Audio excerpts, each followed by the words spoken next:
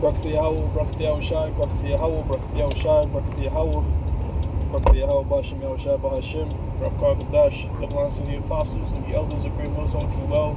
Salutations to the hopeful elect out there, man. You Akim to Sadakim that do this thing in the utmost truth and sincerity. Alright, on the Krishaman, this week's topic is going to be entitled Teach This Thing Like You Just Started. And the inspiration for the show comes from the fact that I was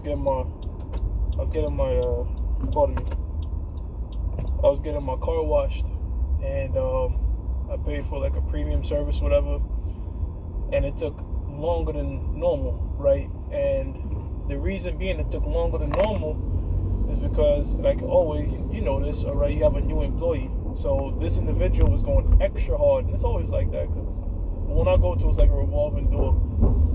But when you get those new employees, they go extra hard to clean your car, all right? Not only just clean your car, you know how it is, man. Your first month on the job, you're going all out. But after a number of years, you sort of get complicit. You know, you don't do the job as much as you did because, I don't know, after a while, that kind of tends to happen, right? And guess what? The same thing does and can happen with teaching this work. What do I mean? I mean, brothers get complacent. Brothers... I've been in this thing, such and such. You see a hot topic and you don't jump on it. Now, I'm not saying this is every brother, but I'm saying that particular action or spirit could hop on any of us at any time. It happened on me myself. There's times there's like, I see a great article, and for whatever reason I didn't hop on it with the show. I'm sure another brother does it, but I can't. I gotta treat this thing like, how you were when you first came in. Was you jumped on everything? You know what I'm saying? You was right on it.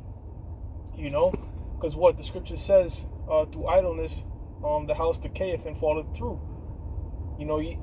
There's a video up with Birdman's mansion that he used to own, and the mansion looks like complete crap. It still has the space, but it looks like complete crap. Why? Because there's nobody maintaining it, right? So the walls begin to deteriorate and all that kind of stuff. Same thing happened with the Most High's building, which we are. 1 Corinthians the 6th chapter tells us that we're the Most High's husbandry and we're the Most High's building. Right? So how do you maintain this building? You labor, right? You do things to keep it clean and keep it pure, which is what? This work, all right? Get into these articles, linking with brothers, pretty much keeping the house spiffy, As they say in the world, godliness is next to cleanliness. Now that happens, we're going out there on the highways and byways, being in tune camp, all right? And not really letting that lethargic, complicit demon, all right, get a hold of you, Look, it's gonna happen. Those times are gonna happen. All right, those times are gonna happen. Whether this, your spirit is just like not down, or like the mind, body, and spirit ain't in one. Is the best way I could put it. You know what I'm saying? That's just gonna happen. But as the title says, hey man, we gotta do this thing like we just came in. When we just came in, we was on fire. Now look at the apostles, man. The apostles. And brothers always say this, okay? They teach this thing like they just got in this thing, man. All right? Like it's new to them. Like when I say that, I don't mean like in terms of knowledge. I just mean that excitement, That excitement that you, when you first got this truth, you up 12 hours all night just watching mad shows and excited about this thing. So brothers, we have to keep that excitement because guess what? We're in exciting times, all right? We're in the times of the end. We're in the times of Yahushua coming back and delivering his people, okay? How do we know that? Well, Matthew's the 12th chapters, the apostles asked the Lord, how are we going to know when the end of the world is? And the Lord Yahweh laid out a couple signs, all throughout that chapter. And all those signs and indications of his return, we're seeing it right now. We're seeing it right now. And it's like, with these events popping off and constant things transpiring, all right, there's always a way and things to be circumspect about, as the scripture says that, look, man, that's a lesson right there. That's a show right there. That's happening. Using the eyesight that the Lord gave us in Revelations, the 3rd chapter and the 18th verse, which is really just to discern and don't take everything for face value like the people in the world out here, You got people out in the world out here with these scenarios that's going on. They're just thinking, oh, this is that, this is past and all that, but they don't even know what time we in. But we, all right, because this day is not going to catch us off guard. Lord willing, we are the elect. First Thessalonians, the 5th chapter says that, okay, that we know perfectly that what time it is. We ourselves, know perfectly, all right, that the Lord shall come in a thief in the night. Because what we're being circumspect and what we're measuring the times, all right, diligently in itself.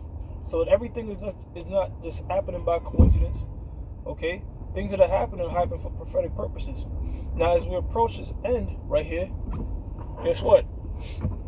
The spiritual demon Satan, he's going to be on the lurk, okay? He's going to be on the lurk. Like, you know how the animals or the predators, when they're looking for prey, all right, they're not going to prey on the most strongest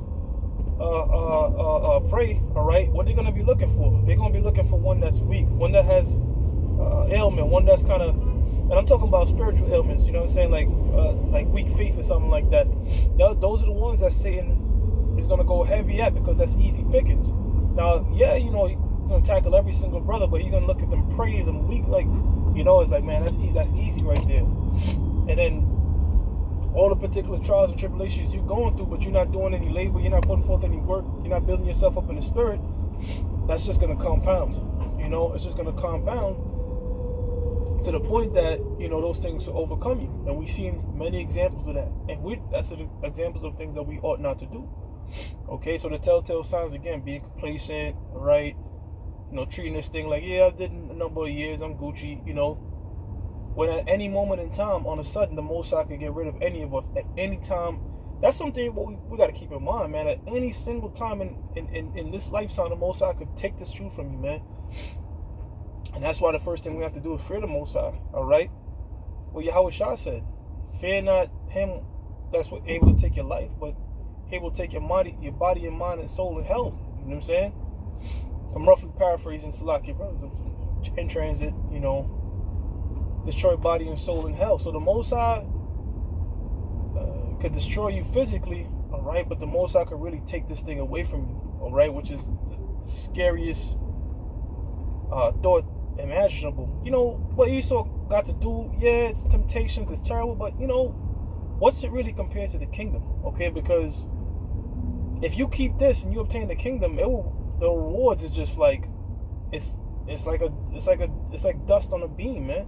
The shit that we go through, Salaki, compared to the reward, is like dust on a beam. All right, it doesn't pay in comparison. Okay, so this reward that we're working for, sacrificing, okay, it's worth every goddamn thing in this world. It's like it's worth everything to lose in this world, man. You know, those that lose their life for Yahweh shall find it.